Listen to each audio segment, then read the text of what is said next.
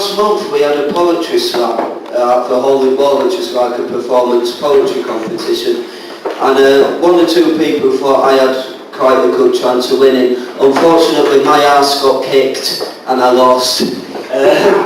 So I'm now going to introduce the person who kicked my arse and ended up winning.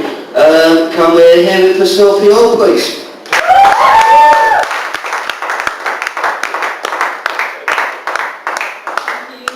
Yes, I did beat Kane. I'm sorry, Kane. You're very good. Just joking, of course.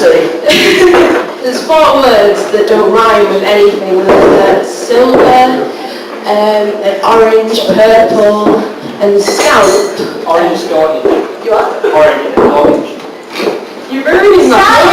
You're ruining it. Anyway, I thought I could have a go at, I thought I could do it. I thought I could do a poem about oranges despite the slight hindrance.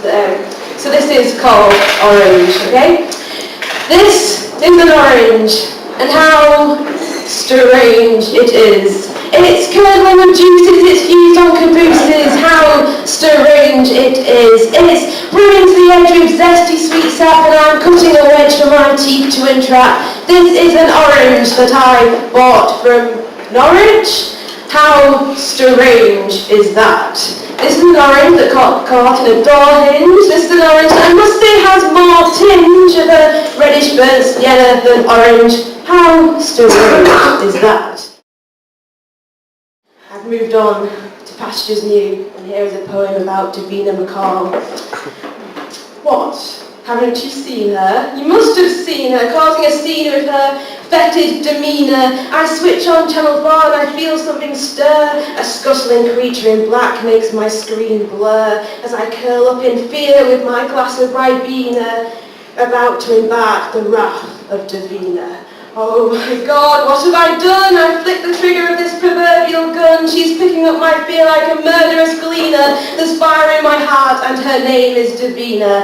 I just wanted peace, I just wanted solitude, some light entertainment to brighten the mood. I wanted a sofa, some TV, some purdah. Instead all I did was commit bloody murder. What do you mean you've never heard of her? It's Davina McCall, the host of Big Brother. Oh, her. But I enjoy her idiosyncratic presenting. How dare you defy my cold wrath of resenting? And how dare you describe her as idiosyncratic? When I see her on TV, I switch off automatic. Come on, that's a bit harsh. She's got a real flair. And what's that based on? Her nice, shiny hair that's been smothered to death with Garnier produce, which she talks on the phone to her mole about hair mousse, when in reality her real mum is dead, yet still insists on colouring the greys on her head.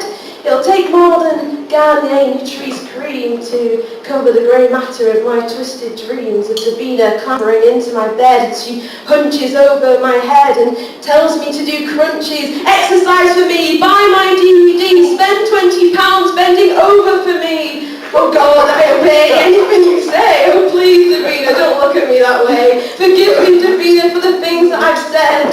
Please don't touch an undyed hair on my head.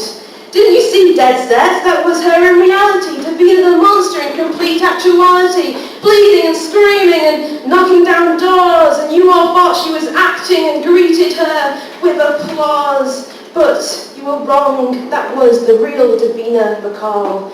But now I can see she has fooled you all. You laughed at her jokes, you bought her shampoo, you were tricked, and now she's going to get you.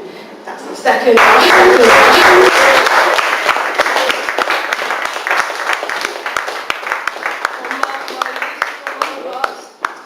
I'll try and verge away from popular culture and do something vaguely smart, so it's a politics program, I'm afraid, but I don't know that much about politics, so it sort of went awry. It's called Why I Stole David Cameron's Bicycle. I have a little confession to make, something I'm proud of, make no mistake, but now the press has settled down and the green of summer is now crisp and brown. Look, I'm just going to say it. And yes, I'm really going to pray it doesn't cause such a tabloid furore, but it will, obviously, like it happened before. I stole David Cameron's bicycle in the summer of July.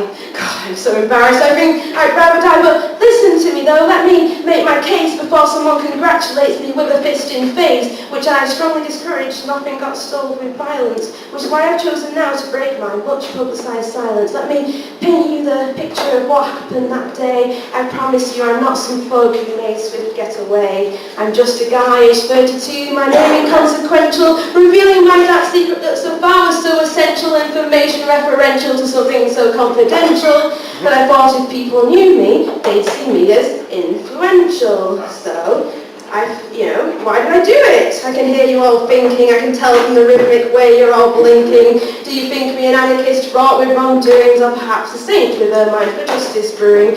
Nonetheless, the news has put me on the highest of the pedestals. Everyone in the UK seems delighted with my pedal skills, accompanied by a righteous act against a Tory party leader. I'm a beacon of pure hope for every news of the world reader.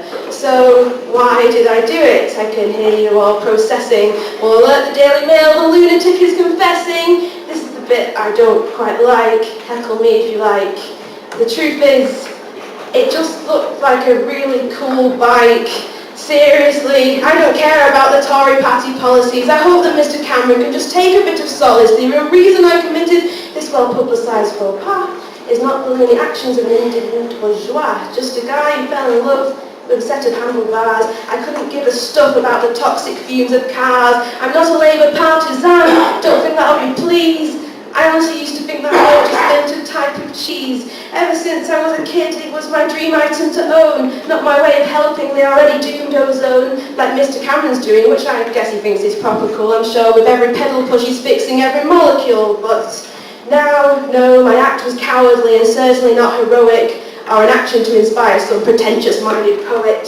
They thought I was a beacon of political pretension, when instead all I wanted was a gun to front fork suspension. Thank you. That's it.